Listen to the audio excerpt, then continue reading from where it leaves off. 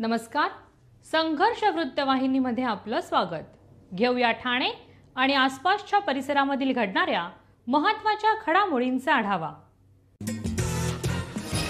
राज्यातील अल्पसंख्याक समाजाच्या विकासासाठी पक्ष आणि महायुती वचनबद्ध असून पक्षाने विधानसभा निवडणुकीत 10% अल्पसंख्याक समाजातील उमेदवारांना उमेदवारी दिली असून शाहू फुले आंबेडकर यांच्या विचारधारेवरती पक्ष चालणार असल्याची माहिती उपमुख्यमंत्री अजित पवार यांनी मुंब्र्यामध्ये दिली. कळवा मुंब्रा विधानसभेचे महायुतीचे उमेदवार नजीम मुल्ला यांच्या प्रचारासाठी मेक औद्योगिक वसाहतीसमोर आयोजित करण्यात आलेल्या सभेमध्ये त्यांनी आतापर्यंत अल्पसंख्याकांसाठी केलेल्या आणि करणार असलेल्या कामांची तसेच विविध योजनांसाठी दिलेल्या आणि देण्यात येणाऱ्या निधीची माहिती दिली.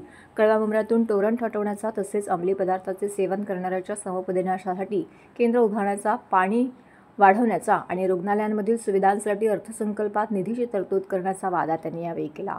मागील 3 महिन्यात मुंब्रा कळव्याच्याच विकासासाठी मुल्ला यांनी 200 कोटीचा निधी आणून दिला असून ते निवडून आल्यास 5 वर्षांमध्ये 3000 कोटीचा निधी देणार असल्याचं आश्वासन यावेळी त्यांनी दिले आहे.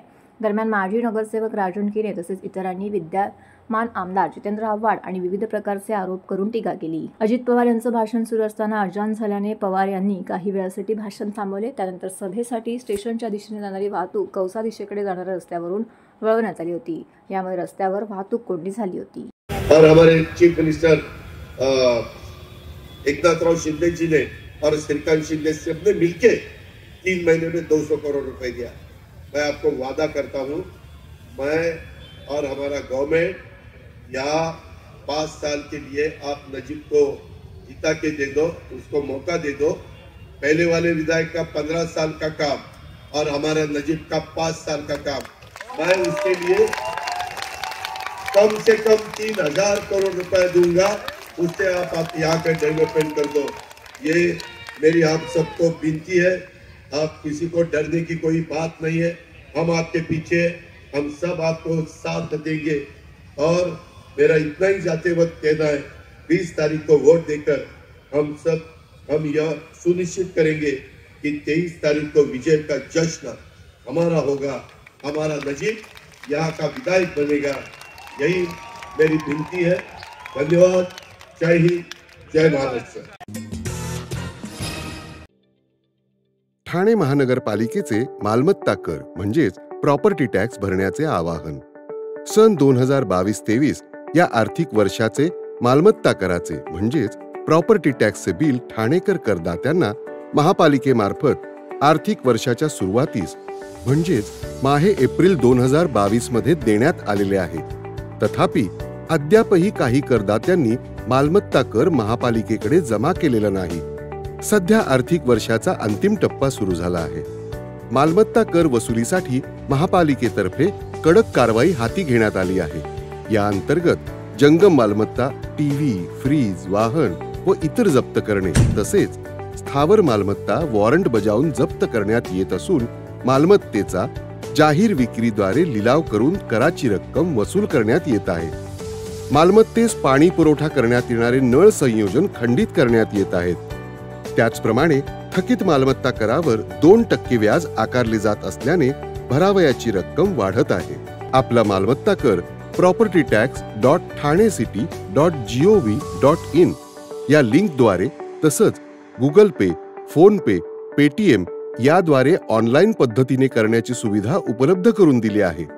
शनिवार, रविवार व सार्वजनिक सुट्टीच्या दिवशी नागरिकांना मालमत्ता कर भरणे सोयीचे व्हावे याकरता महापालिकेचे मालमत्ता कर संलग्न कार्यालय या दिवशी कार्यान्वित ठेवण्यात आलेले आहे. तरी मालमत्ता कर वसुलीची अप्रिय कारवाई टाळण्याच्या दृष्टिकोनातून मालमत्ता कर भरून महापालिकेस सहकार्य करावे. धन्यवाद. महाराष्ट्रात डबल इंजिनच्या सरकारने उत्तम काम केलं असून मुख्यमंत्री एकनाथ शिंदे यांच्या नेतृत्वाखाली विकास धर्तीवर अवतरला आहे. तर विरोधक आघाडी बनवून सर्व प्रकल्प रोखण्याचे तसेच महाराष्ट्राला पिछाडीवर नेण्याचं काम करत आहेत. तेव्हा येत्या 20 तारखेला यांना रोखण्याचं काम जनतेने कायम घरी बसून करावे असं आवाहन भाजपाचे राष्ट्रीय अध्यक्ष केंद्रीय मंत्री जयप्रकाश नड्डा यांनी केलं आहे. ठाण्यातील एमएच हायस्कूल येथे शुक्रवारी आयोजित केलेल्या विशेष सभेमध्ये जे.पी. नड्डा यांनी ठाणे शहर विधानसभेतील उच्च शिक्षित व उद्यमी व्यावसायिकांना संबोधित केले. याप्रसंगी खासदार नरेश म्हस्के, ठाणे शहर विधानसभेचे उमेदवार संजय केळकर, ओवळा माजिवड्याचे उमेदवार प्रताप सरनाईक, ॲडव्होकेट निरंजन डावकरे, भाजप प्रदेश महामंत्री माधवी नाईक, शिवसेना शहर प्रमुख हेमंत पवार, राष्ट्रवादी काँग्रेसचे जिल्हाध्यक्ष आनंद परांजपे, माजी उपमहापौर ॲडव्होकेट सुभाष काळे, रिपाई भास्कर वाघमारे इत्यादी मान्यवर व्यासपीठावरती उपस्थित होते. गुरु नानक जयंतीचं औचित्य साधून जे.पी. नड्डा यांनी ठाण्यातील गुरुद्वारामध्ये जाऊन दर्शन घेतले. त्यानंतर विशेष सभेला आपली उपस्थिती दर्शवत ठाणेकरांना मार्गदर्शन केले. आधी राजकारण म्हटलं की घराणेशाही तुष्टीकरण होतं, मात्र पंतप्रधान नरेंद्र मोदी यांच्या विकासाच्या वाटेवर चालून राजकारणाची परिभाषा बदलून टाकली आहे. याआधी नेहरूंनी 3 वेळा विजय मिळवला तेव्हा विरोधक कमजोर होते, पण नरेंद्र मोदींनी मजबूत विरोधक असताना तिसऱ्यांदा विजयश्री मिळवला. मोदी यांच्याच नेतृत्वाखाली अनेक राज्यांमध्ये भाजपाची सरकारे आल्याचं सांगून जे.पी. नड्डा यांनी हे तुष्टीकरणाचं राजकारण करून समाजामध्ये फूट पाडली. याउलट मोदींच्या नेतृत्वावरती जगातील देशांनाही अभिमान वाटतो. आंतरराष्ट्रीय क्षेत्रामध्ये जग आमच्या असहमतीचाही आदर करते. भारताकडे बघण्याचा दृष्टिकोन पूर्णपणे बदलला आहे. तर दुसरीकडे विरोधक एनडीएचा व मोदींचा विरोध करत असताना आता देशाचाही विरोध करू लागल्याचं नड्डा यांनी म्हटलं. ये जो तुष्टीकरण की राजनीति है, ये तुष्टीकरण की राजनीति चलने देनी है क्या? आप बताइए, अभी कर्नाटक में इन्होंने एक नया नियम बना लिया. क्या नियम बनाया कि सरकारी टेंडर में भी और प्राइवेट टेंडर में भी 4% माइनॉरिटीज का रिजर्वेशन होगा. टेंडर में माइनॉरिटीज का रिजर्वेशन होगा. और ये ओबीसी, एससी और एसटी के हकों को मार करके माइनॉरिटीज के नाम पर मुस्लिमों को देने का प्रयास कर रहे हैं. तेलंगाना की सरकार कांग्रेस पार्टी की 4% का आरक्षण लगाना चाहती है. कर्नाटक की सरकार ने फिर से आरक्षण लगाने का प्रयास किया. हम बात करते हैं सबका साथ, सबका विकास, सबका विश्वास, सबका प्रयास, और ये समाज को बांटने का काम करते हैं. ये हमको समझना चाहिए. आप बताइए, हम लोगों ने कोई भेदभाव किया प्रधानमंत्री गरीब कल्याण अन्न योजना में, प्रधानमंत्री आवास योजना में? कभी किसी भी योजना में कोई भेदभाव किया है प्रधानमंत्री? सबको साथ लेकर के चलिए. लेकिन इनका बस चले तो ये हर जगह इसी काम को करते हैं. और दूसरा देखो, ये पहली बार भारत के संविधान के तहत जम्मू कश्मीर में शपथ ग्रहण हुई फॉर द फर्स्ट टाइम. और ये कांग्रेस के लोग, ये राहुल गांधी संविधान लेके घूमता रहता है. जब देखो तो संविधान की किताब अंदर पढ़ा कुछ नहीं होगा, उसको मालूम नहीं. इनको मालूम नहीं है कि बाबा साहब अम्बेडकर लिख करके गए हो कि रिलीजन के आधार पर रिजर्वेशन नहीं होगा. लिख करके गए. कभी पढ़े तो खोल के ऐसी किताब दिखाते रहते हैं. जो थमा दिया वो थमा पकड़ लेते हैं और उसको बार बार घुमाते हैं. Does not know even the ABCD of constitution. संविधान का कुछ जानकारी नहीं इनको. तुष्टीकरण कर रहे हैं. डायलॉग, ओबीसी का हिस्सा, एससी का हिस्सा, एसटी का हिस्सा, इसका हिस्सा लेकर के माइनॉरिटीज को रिजर्वेशन देना चाहते हैं. मनसे हा एकमेव पक्ष आहे की नागरिकांना भुलवणारी आश्वासनं देण्याऐवजी आम्ही काय कामं करणार आणि कशी करणार ते सांगितलं. मशिदीवरील भोंगे काढले पाहिजेत, यामध्ये दुमत नाही असे सांगत आमची सत्ता आली तर 48 तासात मशिदीवरील भोंगे उतरवून सर्वांना वठणीवर आणू असं विधान मनसे प्रमुख राज ठाकरे यांनी शुक्रवारी जाहीर सभेमध्ये बोलताना केले. मतांचा अपमान झाला असून त्याचा बदला घेण्याची वेळ आली आहे असंही ते म्हणाले. मनसेचे ठाणे शहरातील उमेदवार अविनाश जाधव, ओवळा माजिवडा उमेदवार संदीप पाचंगे, कळवा मुंब्रातील उमेदवार सुशांत सूर्यराव, कल्याण ग्रामीणचे उमेदवार प्रमोद पाटील, कल्याण पश्चिमेतील उमेदवार उल्हास भोईर यांच्या प्रचारासाठी राज ठाकरे यांनी शुक्रवारी 3 ठिकाणी जाहीर सभा घेतल्या. सगळ्या स्वतःच्या सोयीनुसार धर्माच्या गोष्टी सुरू आहेत. हिजाब आणि व्याज घेऊ नये असं कुराणमध्ये लिहिलं आहे. मग लाऊडस्पीकरच्या कुराणमध्ये उल्लेख आहे का अशी विचारणा करत प्रत्येकाने आपला धर्म घरातील उंबरठ्याच्या आत ठेवावा असा पुनरुच्चार त्यांनी केला. दुसऱ्यांना त्रास देणं असा कुठला धर्म आहे अशी विचारणा करत लाऊडस्पीकरवर लावण्यापेक्षा अलाराम लावा असा सल्लाही त्यांनी दिला. सगळं स्वतःच्या सोयीनुसार चालणं यांचं, सगळं स्वतःच्या सोयीनुसार, धर्मातल्या गोष्टी यांच्या सोयीनुसार. हिजाब का घालायचा कुराणमध्ये लिहिलंय. पैशावरून व्याज का नाही घ्यायचं कुराणमध्ये लिहिलंय, मग कुठच्या कुराणाच्या पानावरती लिहिलंय लाऊडस्पीकर लावा म्हणून?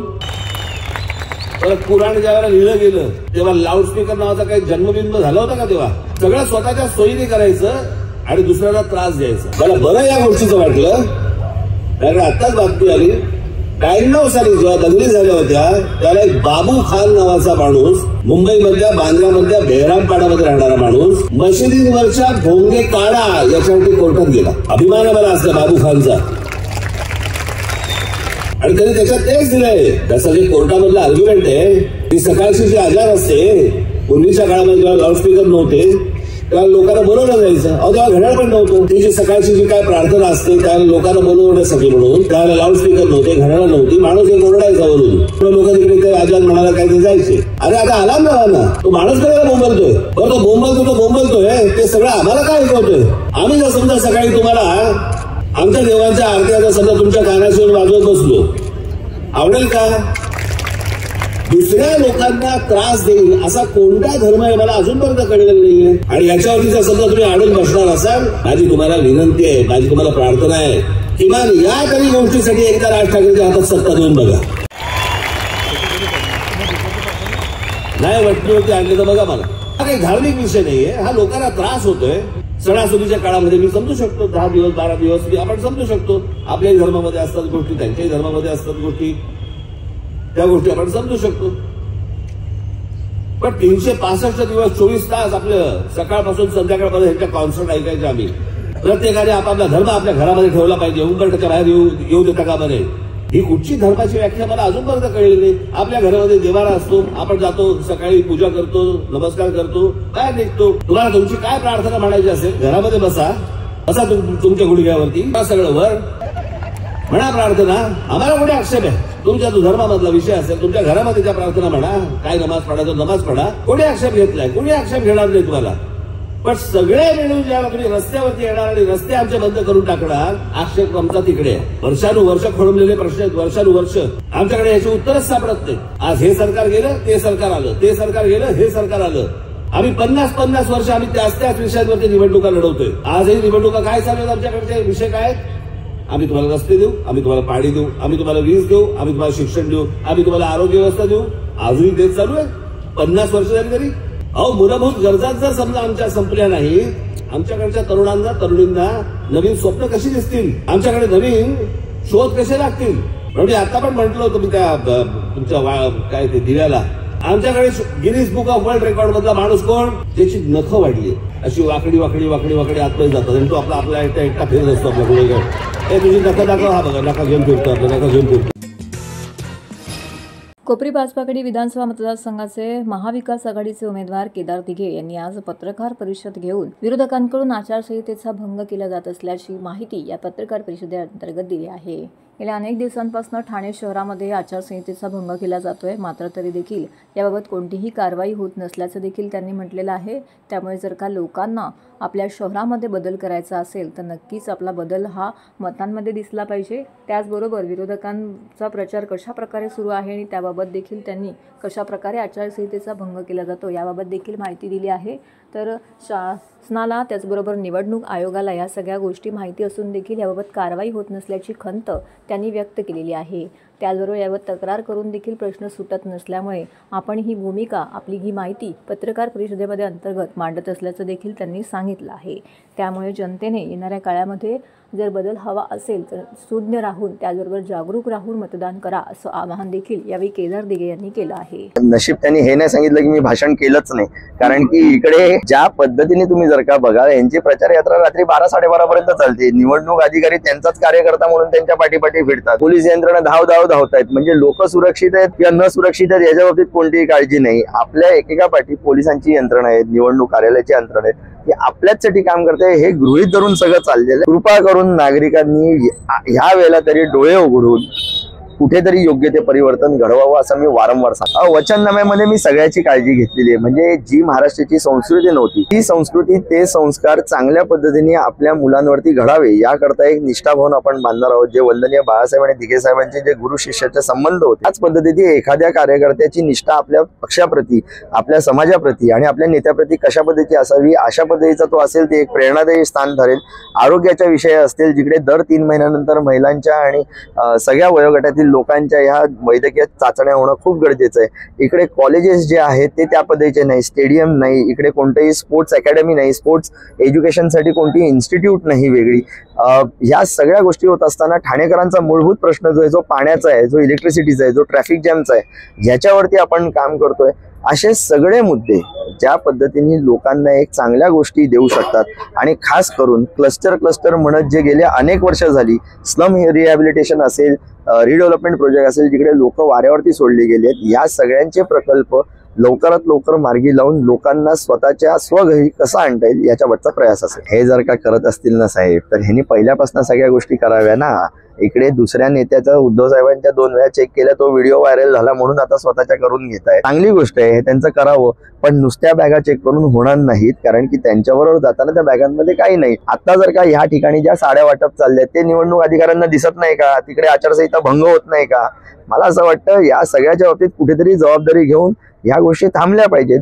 पण कुठेतरी ही भीती आहे की कोपरी पाचपाखाडी लोक परिवर्तन करणार नाही ना, मग त्यांना आमिष दाखवून त्यांना दाबून ठेवा, आणि म्हणून या सगळ्या गोष्टी चाललेल्या. मला असं वाटतं नुसतं ठाणे नाही तर पूर्ण महाराष्ट्राचं बदलेल, कारण की खोट्या योजना, चुकीचा संभ्रम लोकांमध्ये निर्माण करून आणि ज्या गोष्टी चुकीच्या पद्धतीने ह्या गेल्या 3 वर्षात सातत्याने झाल्या आहेत, म्हणजे महिला अत्याचार असतील, शेतकऱ्यांच्या मृत्यूंचा प्रश्न असेल, मुलांच्या एज्युकेशनचा प्रश्न असेल, आपल्या तुम्हाला माहिती आहे या छत्रपती शिवाजी महाराज हॉस्पिटलमध्ये अपेक्षा पण नव्हती की त्यांनी ते पालन केलं जाईल. पण ज्या पद्धतीने साड्या वाटप चाललेले आहेत, रात्री लपून छपून लोकांच्या घरात जाऊन साड्या देत आहेत. काल विभाग प्रमुख आमचे अशोक जाधव म्हणून जे ज्ञानेश्वर नगरला आहेत, त्यांनी हे सगळ्यांच्या समोर दाखवलं की कशा पद्धतीने एखाद्या गोडाऊनमध्ये या साड्या येतात आणि तो पर्दाफाश केला. पण त्यावेळेला केल्यानंतर पोलीस आणि निवडणूक अधिकारी हे कोणतेही जबाबदारी न घेता, कोणती कारवाई न करता एकमेकांवरती आरोप टाकले की ह्यांनी कारवाई करावी की त्यांनी.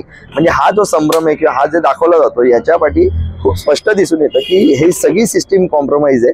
आणि हे अधिकारी जे आहेत यांच्यावरती खूप मोठा दबाव आहे की चुकीच्या गोष्टी जरी चालल्या असतील तरी त्याचं समर्थन करा, काही बोलू नका आणि हे चालवून 100% होते. तुम्ही बघा ना, आम्ही झेंडे दाखवले की मग नंतर हे लोक अधिकारी येणार, आम्ही बॅनर ओपन दाखवले की मग हे अधिकारी येणार, आम्ही साड्या दाखवल्यावरती हे म्हणतात आम्ही कारवाई करू. त्यावेळेला देखील काही झालं नाही. डुप्लिकेशन ऑफ वोट्स जेव्हा सांगितलेलं तेव्हा काही झालं नाही. ह्यांचे जे लोक, जे अधिकारी आहेत, जे हे डुप्लिकेट वोट्स जे फीड इन करतात त्याच्यावरती क्वालिटी चेक नाही. म्हणजे सर्वसामान्य जनतेचा पैसा जो कर म्हणून लोक एका विश्वासाने शासनाकडे देतात, भरतात, त्याचा उपयोग ह्या निवडणूक घेण्यासाठी जो कोट्याधी रुपयाचा हा उपयोग होतो, त्याच्यामधनं जर का लोकांना न्याय मिळणार नसेल तर या लोकांकडनं काय अपेक्षा करणार, कोणाकडे मागू? माझं तर म्हणणं असं आहे, मी लोकांच्या दरबारी आहे, मी जनतेच्या घराघरापर्यंत जातोय. आणि म्हणून आपली ही आजची जी प्रेस कॉन्फरन्स होती, आपल्या सर्वांच्या माध्यमातून जो विश्वास एक मीडियावरती असतो त्या अनुषंगाने सर्वसामान्य जनतेला हेच आव्हान करीन की आम्ही तुमच्या दरबारात आहोत. तुम्हाला कुठेतरी डोळे उघडायचेत आणि हे ठरवायचे की योग्य काय आणि अयोग्य काय. अशा आमिषेला, अशा भूलथापांना बळी पडून जे तुमचं गेले 15 वर्ष तुम्ही अंधारात ढकललं, पुढच्या पिढीचं तुम्ही कुठेही अशा पद्धतीची गफलत न करता त्यांचं आयुष्य भविष्य जर का चांगलं वाटत असेल की चांगलं काहीतरी एक परिवर्तन घडवं, तर तुम्हाला या निवडणुकीमध्ये कोपरी पाचपाखाडीमध्ये परिवर्तन घडवणं अत्यंत गरजेचं आहे. तर हे होतं संघर्ष वृत्तवाहिनीचं आजचं बातमीपत्र. उद्या पुन्हा भेटू याच वेळी याच ठिकाणी ताज्या घडामोडींसह. तोपर्यंत नमस्कार.